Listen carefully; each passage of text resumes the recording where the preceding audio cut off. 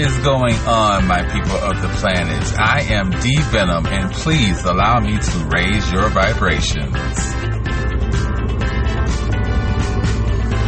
I hope all of my people of the planet are staying on that straight and narrow and not doing anything to lower and or jeopardize one's vibrations. We have a lot to talk about, you guys, so let's get right into it, starting right now.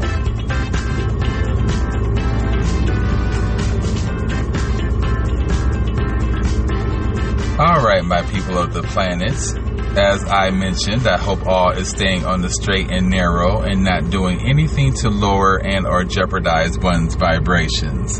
I myself personally, I'm on the bandwagon, you guys, and that bandwagon is a good one. I have not relapsed since August 24th of this year, and I think that marks 2 weeks and a couple of days, if I'm not mistaken. I just know that August 24th of this particular year was the last day that I put a meth pipe to my mouth, and I feel absolutely wonderful. I can't express it enough. It feels good to not rely on Satan and his drug. So again, my people of addiction out there, if I can do this as hard as this walk has been for me, then you guys can do it as well. It feels good to be sober off of methamphetamine for as long as I have. I'm going to try to make this a full month. I am going to make this a full month. Anyway, I did relapse off of something, but I won't say that. I won't say what that something is as of right now. Did I ever tell you guys that I broke my microphone? I carry my backpack everywhere I go, and I'm not sure if this is a homeless thing that I was going through, because I know when you're homeless, your backpack is everything. Your backpack is your house. You know, it carries pretty much everything: your paperwork, your clothes, your food. It's your life. Even though I'm not homeless till this day, I still carry a backpack with me. It's like mandatory. I have to have my backpack with me. Sometimes I leave it at home, but a great majority of the time I have my backpack with me. Anyway, my car seat on the the passenger side is pretty much all the way to the back, including the part where you rest your back. That's pretty much not all the way to the back, but it's back. In case I put something back there, the seat that leans back can cover that particular item. You know, if y'all know what I mean, if you catch my drift. Anyway, that part that leans back and the back seat itself must have been a little bit too close to each other, because when I went to put the backpack in that particular spot, I guess that's when it broke my microphone. And when I pulled the microphone out to utilize it on this particular day, I seen that it was broke. So the microphone itself is broken from the tripod. I was very upset about that, but there was nothing I can do. And the fact that I didn't have any money to buy another one, I had to make it do what it do, as we would say back in the day. So I rigged it up some type of way to the tripod to where it works. And if that becomes too difficult, then I just put it in between these slots that are open in regard to Misty's steering wheel. Misty being my vehicle. She has 3 open slots where, let me rephrase, she has 3 open slots on the steering wheel that I can grip and drive. Well, I can place the microphone in pretty much all 3 of those slots, like in a corner section to where it's, pretty much jammed in there and it won't move. So this is where I have my microphone at right now, and it's pretty much facing me, and it's doing what it's supposed to be doing, and that is recording my voice for you guys and whomever else, or my other platforms. Anyway, I went live a couple of days ago and none of you motherfuckers engaged. I'm a little upset about that, but I'm not. I received angelic number either 544 or 644, basically stating that I need to have some patience. I need to remain still. I need to get adequate rest and, just be earthbound pretty much. And I've been doing that. I've been getting adequate rest. I have been, basically following what the angelic numbers and the angelic realm and the signs of the angelic realm are telling me what to do. I mean, if they can fight my battle against methamphetamine and conquer that, why can't they conquer anything else that I'm striving for? I mean, for instance, on my YouTube platform, I've been putting in the work in regard to changing up some things or whatever, and I'm gaining more followers. I'm up to 84 now, and I remember when I was only down to 2 or 3. To be all the way up to 84 says a lot. And I'm hoping to get up to 100 sometime soon. I'm almost there. And it's no different than my Podbean podcast. There was a minute when my numbers declined and then they picked up. And that makes me so happy that people out there are engaging in my content. And the retention is 100%. So obviously what I'm putting out there, people are relating to, and I absolutely love that. So thank you guys once again out there in the world for downloading my episodes and inviting me into your homes, your cars, your wherever you are inviting me into. I really do appreciate that. So again, thank you guys very much. This won't be a long episode because I'm in my vehicle and gas money don't come. Well, money for one don't grow on trees.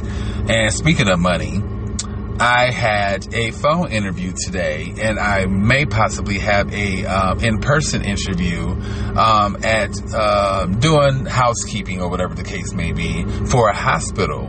And I also have a interview coming up soon in regard to a cook's position and a position to utilize my peer support specialist certificate. I'll tell you guys more about that soon, but I have an interview with this particular company I think tomorrow, if I'm not mistaken. Anyway, I have a choice between 2 jobs at this particular company, and that's to be a direct staff something, and that's where I get a chance to utilize my peer support specialist certificate. And I can be a cook at this particular place of establishment. Now, the cook position pays a lot more than what the direct support staff, that's what it is, direct support staff. They pay more. The direct support staff starts at $15 an hour. And if you meet all the qualifications, it bumps up to $16 an hour. Now, money isn't everything, especially when you are doing what you are meant to do in regard to your God-given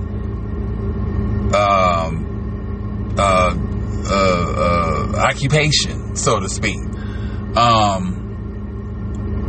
But considering my current situation in regard to finances and whatnot, I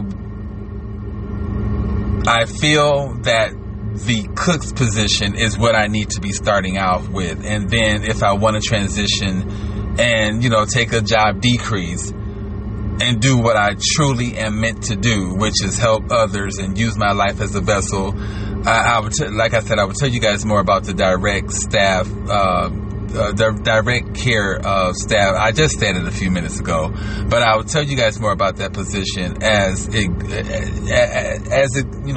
goes along. I just have a choice to make, and my choice is to cook. Even though I don't want to get dirty and all that type of shit, cooking people's meals, I'm still doing something to help individuals out, and that's feeding them. So I will do that for a while and it pays $18.40 something an hour. So you can't beat that compared to the $15, $16 an hour, which is fine. As I just said, good money isn't always, good money isn't always, how does it go? Money, a lot of money isn't always good money, however the fuck it goes. Any damn way, I have choices, and I am happy about this. So I want to switch gears in regard to what we talk about, because mainly it's been about drug addiction and things of that particular nature, which isn't a bad topic of conversation. But I also want to talk about the fact that I believe in dragons, I believe in unicorns, I believe in elves, I believe in fairies, I believe in all of that, mermaids, I believe in all of that. And remember, I told you guys I was going to share a story that my grandmother shared with me in regard to seeing a real live mermaid. Now, she told me this story on more than one occasion. I do believe it was 2 or 3 occasions she told me the story, and nothing changed about this story. I should have wrote down the year that she told me this. I'm thinking it was 2013, because on the back of the paper that I wrote the notes down, I have something written including a date, which was back in 2013. So I'm not sure if this story was told back then or not. But I'm trying to... when did my grandmother pass away? That was 2015, if I'm not mistaken. But anyway, I am going to share some of the notes with you guys and briefly run across some of those notes with you all in preparation to the story, which I will not tell today. But a lot of you probably are like, this bitch is crazy as fuck, which I don't give a fuck for believing in dragons and unicorns and stuff like that. My thing is, why wouldn't they exist? If pterodactyls and shit like that existed back in the dinosaur days, and these big ass, birds or whatever the fuck they were, I mean, if they flew the air back then, why wouldn't dragons exist? Because they breathe fire? I mean, if horses exist, and these are some very majestic creatures, why wouldn't unicorns exist? Because they have wings and a fucking horn? Why wouldn't the Pegasus exist? Because it has wings? I mean, I honestly believe these things are out there. They're just not manifested into this particular realm. When I used to be, I can't say when I used to be spiritual, I was more spiritual than what I am now. I have to get back into my meditative sessions in order to in order to stimulate my chakras, my third eye, the pineal gland, I think that's how you pronounce it, the pineal gland, and all of that type of stuff. But when I used to meditate back in those days, when I was more spiritual than what I am now, my chakras would, do certain things, and my body would do certain things. Like it's almost like if I'm cold and I'm shivering, my body would do that cold shivering type of motion. When it's kind of hard to explain, but it's not. But my body would do certain things when I meditate to let me know that I'm on the right track. If I am saying that correct, if you guys follow along. Our bodies do certain things to let us know, like with our intuition, it does certain things to let us know that we're on the right track or we're on the wrong track. And anyway, during these meditative sessions, that's what I would feel in regard to certain things, and no different than what I'm just explaining to you guys about. My body would do certain things. But anyway, enough of that, because I'm losing track being ADHD, as I, normally do. I do apologize about this, you guys. But, like with mermaids, why wouldn't they exist? I believe these things are out there. As I just said, they're just not manifested into this realm. Anyway, I'm going to go through some of the notes in regard to my grandmother's mermaid story and save it for another day. I'm just going to leave you guys in suspense. Here we go. My grandmother's mermaid story. And the reason why I believe my grandmother is because my grandmother had no reason to lie about anything. My grandmother is and was the truth. And I would tell you guys a story. It was some years ago. It was at a party. I was an adolescent, and my mom had a boyfriend. And anyway, my grandmother was good friends with my mother's boyfriend's mom, and she was good friends with the other woman too. Somehow, the other woman and my grandmother's good friend, which was my mom's boyfriend's mom, got into it, and the bitch word was called. My grandmother's good friend called her best friend, my mom's boyfriend's mother, the B word. And it got back to her son, which was my mom's ex-boyfriend. And so he was confronting the woman that called his mother a bitch. And she was lying, saying that she didn't call her that because she knew what time it was. My mother's ex-boyfriend did not play the game, and especially when it came to his mother. And calling her a bitch was definitely was not going to fly.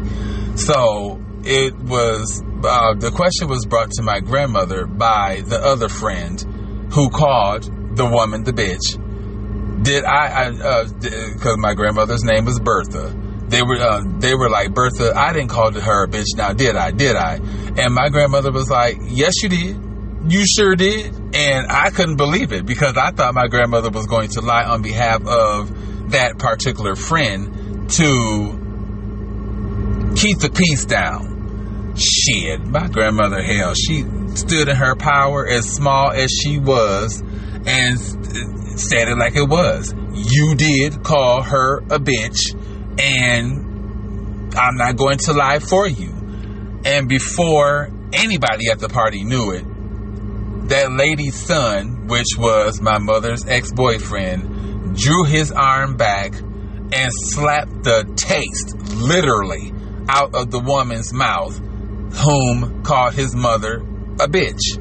And that's why she probably was lying about it to begin with, because she knew that she was going to get confronted in a verbal way and in a physical way. And I'm not saying that men should hit women or anything like that, but women, y'all, hey, y'all come for men in a lot of different ways and not in a sexual way. Y'all come for men and y'all expect, like, if you kick a man in the balls, that's grounds to get your ass beat. Now, calling a man's mother a bitch and you being a woman is also grounds to get your ass whooped. So don't put yourself in compromising positions where you may get your ass beat by a man, even though it's right, or wrong. It's never right. So I need to rephrase that. It's never right. But women, y'all stop bossing up like y'all are men sometimes, and some of these things probably won't occur.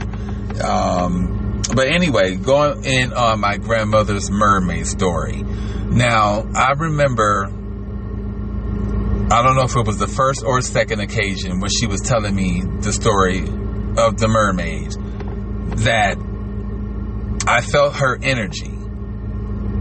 We were watching a program, and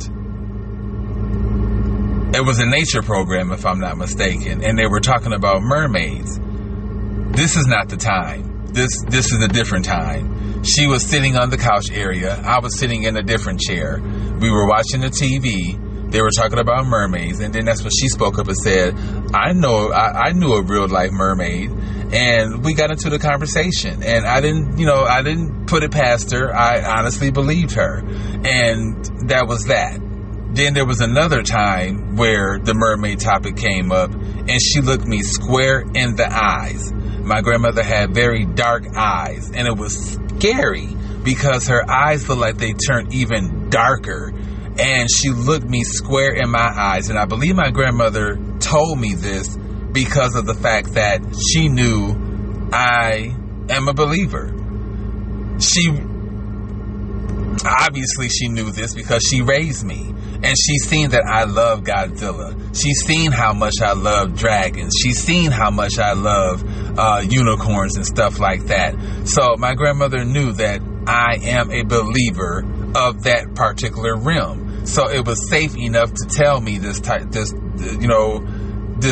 about the mermaid without me being judgmental. My mom also knows the story about the mermaid, but she don't like to open up those doors and talk about those type of things. My mother is more spiritual than what she gives herself credit, but she just don't like to talk about those things. I don't know if they frighten her or what, but yeah. Anyway, about the mermaid. The mermaid and her mother lived on a house that was located on a hill.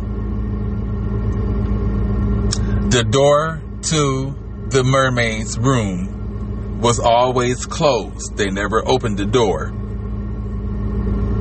I see why, because people, from what my grandmother told me, would treat her as if she was not necessarily a circus exhibit, but they would be in awe because from what my grandmother told me, this mermaid was very beautiful. You couldn't get near her. Her mother would not allow that, nor would the mermaid allow that. They had her in a very long tub. I guess the mermaid was, once she got full grown, was at a particular length. So I'm not sure if the tub was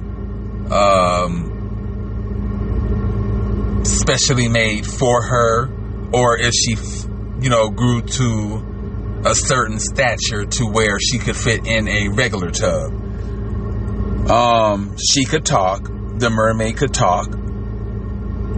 My grandmother, as I just told you guys, said that she was absolutely beautiful. She had long hair and brown skin. She had a pretty name, but my grandmother couldn't recall it. Maybe my mom can if I asked her the story about this particular mermaid. The mermaid could speak, but she kept it brief. So you could talk to her, but don't talk to her for a long. She was probably misanthropic, to be honest with you. So you could speak to her, but don't talk to her for a long time because she just wasn't having it. Let me see.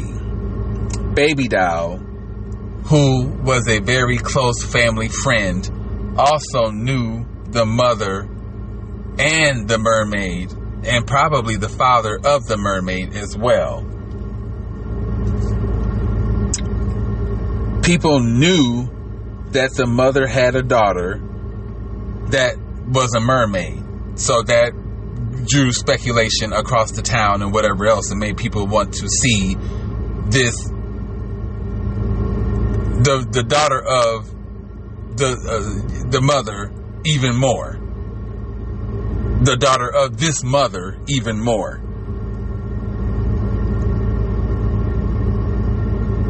I have but never seen her. So people knew she had a daughter, but never. Okay, people knew that the lady had a daughter, but they never seen her. This drew speculation around the city, town, or wherever my grandmother was living at this particular time, and made people want to see this mermaid even more.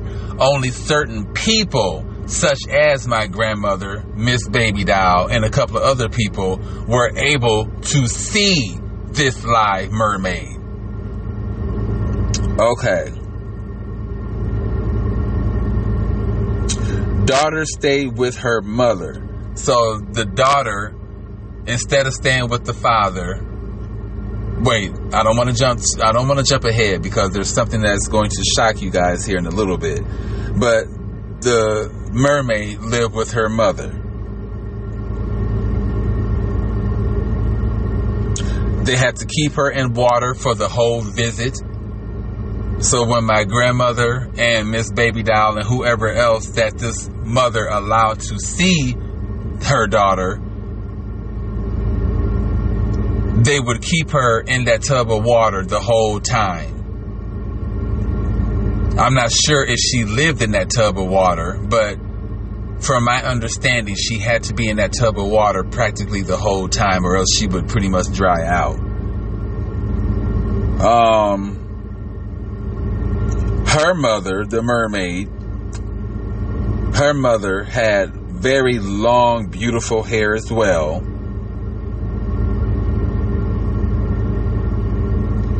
I guess the mother and the mermaid weren't used to being around people. That's why you couldn't get close to her.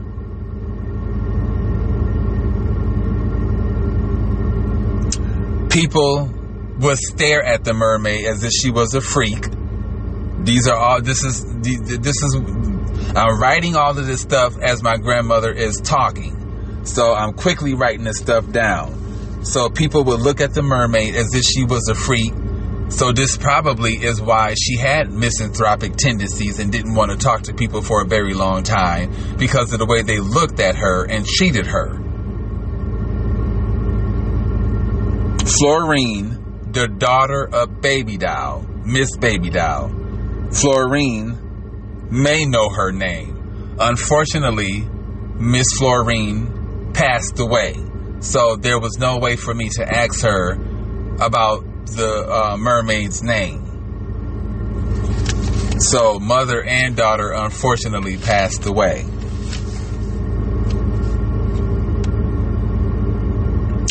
Now this is the shocker part that shocked me. The mermaid's mother killed her husband. I'm not sure why she killed her husband. I'm not sure why I'm tearing up right now, but the mermaid's mother killed the husband.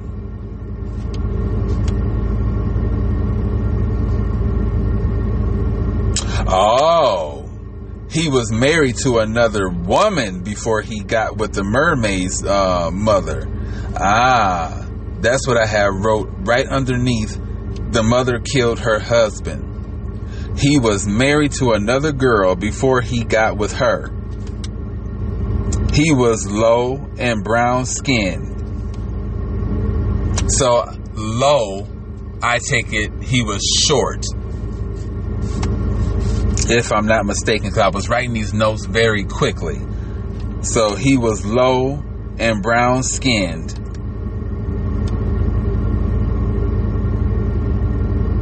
And the mermaid's mother had real long hair and she was lighter skinned. Florine, the daughter who passed away of Miss Baby Doll, may know his name as well. The mother of the mermaid, because I have it wrote down right here, killed the father of the mermaid because of cheating. My grandmother knew the woman that the mermaid's husband was cheating with. And that's it, you guys. Those are all of the notes that I have in regard to my grandmother's mermaid story. So I'm going to patch it up the best way that I can when I tell you guys the story and go from there. And on the back of this paper, I have something wrote down. August 1st, 2013. I have $64, and then it has $64.06. There are some names: Lee D, Courtney, Hank, Patricia, and Maya, that are associated with this date and this money amount. But doesn't that sound like a fascinating story? And when my grandmother looked me in the eye, I think the second or third time she told me that she knew a real live mermaid. Like I said, her eyes was dark anyway, but they seemed like they got even darker. And she didn't blink. She looked me square in the eyes, and she said, I knew a real live mermaid. And I don't know what prompted me to grab paper and pencil, but I did. And I grabbed it quickly. And I just started jotting down notes because my grandmother was up in age and she had her right mind. Because, as I told you guys, she told me this story on several of occasions. And nothing changed about her telling me this story. Nothing changed about the story every time she told me, is what I meant to say. Anyway, I just know that I saved these notes all the way until this day for a reason. For one, as I just told you guys, I am a true believer in unicorns, dragons. I mean, come on now. We had huge Tyrannosaurus Rex roaming the world back in the days. That's about the size of Godzilla. Why wouldn't dragons exist? If dinosaurs existed, why wouldn't dragons exist? For the simple fact they breathe fire? Big ass motherfucking dinosaurs existed before our existence. Birds that were bigger than airplanes existed back in them days. And they flew the air. The only thing that makes them different from dragons and things of that particular nature is the fact that they breathe fire and horses have wings that makes them unicorns and shit like that. But someone else asked me the same question when I used to work at Goodwill.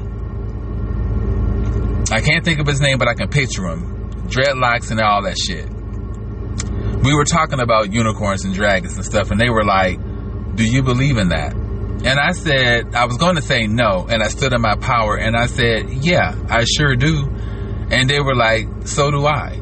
And they were like, just because the eye can't see it doesn't mean that it's not there.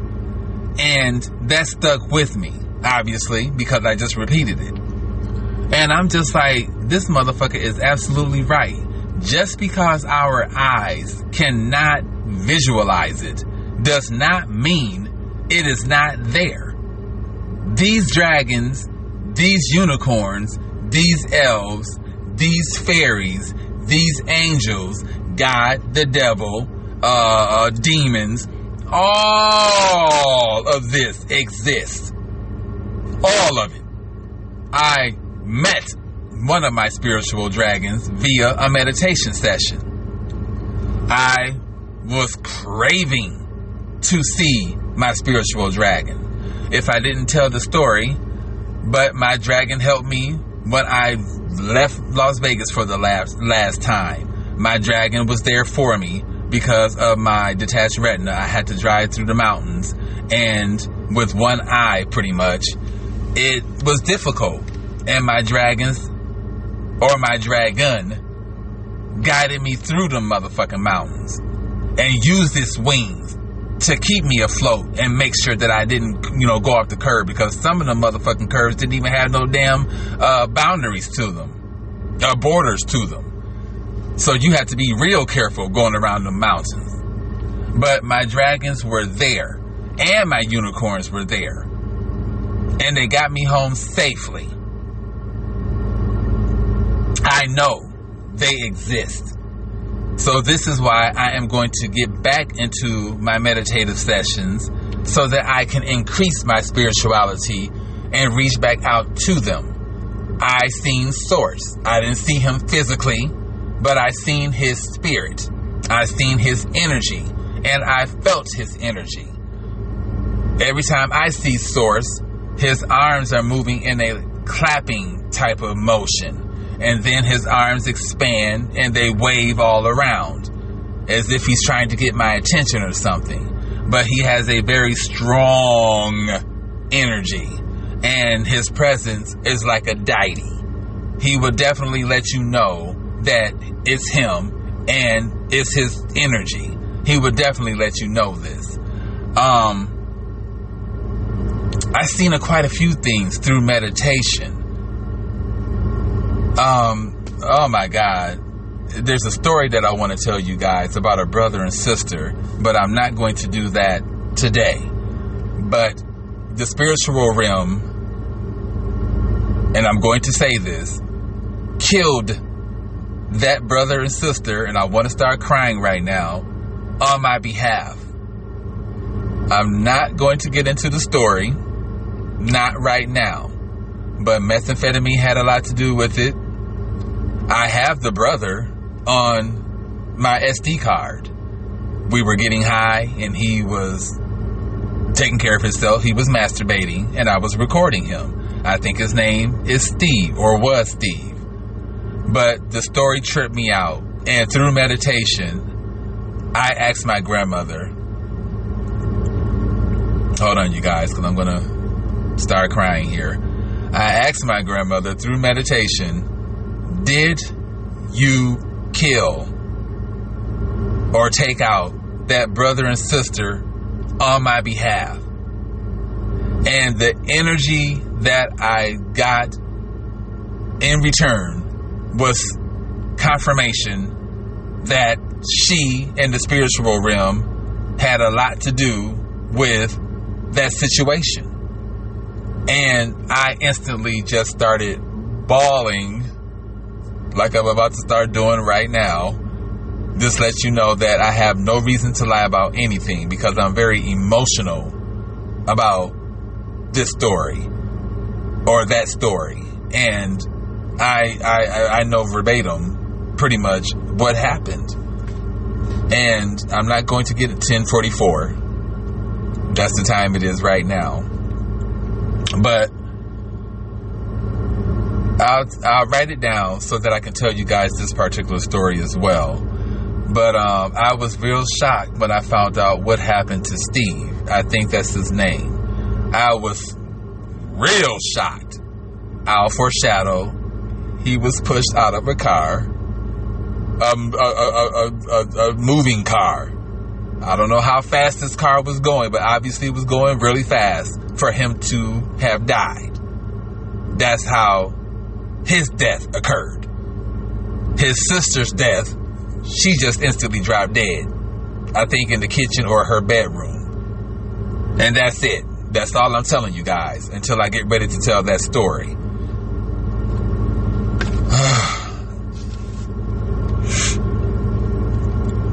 But I've seen a lot.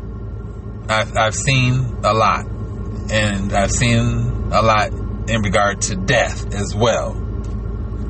But I'm going to end it here because I'm hungry and I want to get home and take care of some things and get some rest and all of that type of stuff. But I will be going in a little further in regard to the mermaid story and all of that good stuff. I have some guests that I want you guys to meet sometime soon. We're working on trying to do a episode via Zoom or Google Meet. Either or.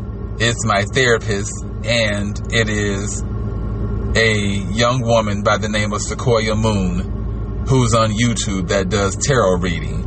I'm going to interview those two at different times and different dates, of course, but we may all collab and do something together. You just never know.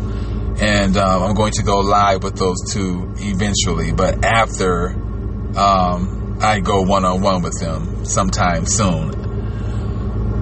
Oh boy, you guys wore me out tonight.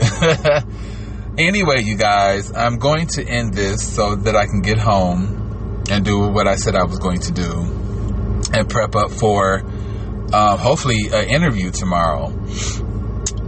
All right, you guys. With that being said, I have so much love for each and every one of my downloaders out there. I really do appreciate you guys. And I am D Venom, and thank you for allowing me to raise your vibrations. We got to do something with this music sometime soon, because Podbean, I really appreciate the free music downloads, but yeah. All right, you guys, I'm out. Yahoo! Yahoo! Yahoo! Do do do do do do do do.